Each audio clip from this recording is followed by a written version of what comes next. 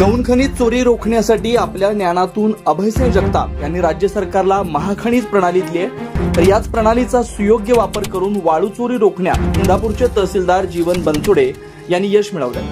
साताऱ्याच्या मान तालुक्यातील वरकुटे मलवडी या एकाच गावातील दोन्ही सुपुत्रांच्या कामगिरीचं राज्यभरातून कौतुक होत आहे। सॉफ्टवेअर बनवणाऱ्या शौर्य इन्फोटेक कंपनीचे मॅनेजिंग डायरेक्टर असलेल्या अभयसिंह जगताप यांनी आपल्या ज्ञानाचा वापर करून गौण खनिज रोखण्यासाठी महाखनिज प्रणालीची निर्मिती केली। त्यांच्या या प्रणालीला महाराष्ट्र शासनाकडून अधिकृत मान्यता देऊन प्रथम क्रमांकाने गौरवण्यात आलाय।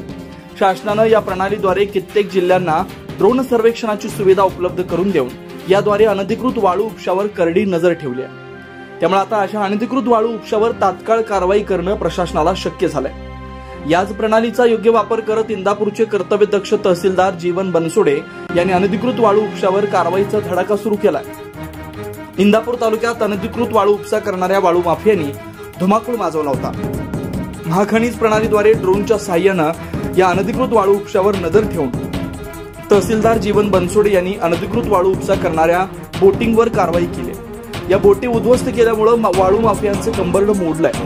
विशेष म्हणजे महाखनिज प्रणालीचे जनक अभयसिंह जगताप आणि या प्रणालीचा योग्य वापर करून अवैध वाळू उपसा रोखणारे इंदापूरचे तहसीलदार जीवन बनसोडे हे वरकुटे मलवडी या एकाच गावचे सुपुत्र। या दोघांच्याही कामगिरीने मान तालुक्याची मान अधिकच उंचावली आहे। राज्याच्या महसुलात असणारी मोठी तूट भरून काढण्यासाठी गौण खनिजाच्या माध्यमातून उत्पन्न वाढवण्याची क्षमता महाखनिज प्रणाली असल्याचं या कारवाईने सिद्ध झालंय।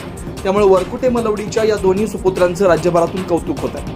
मानदेश आवाजसाठी प्रतिनिधी आप्पासू गायकवाड, पुणे।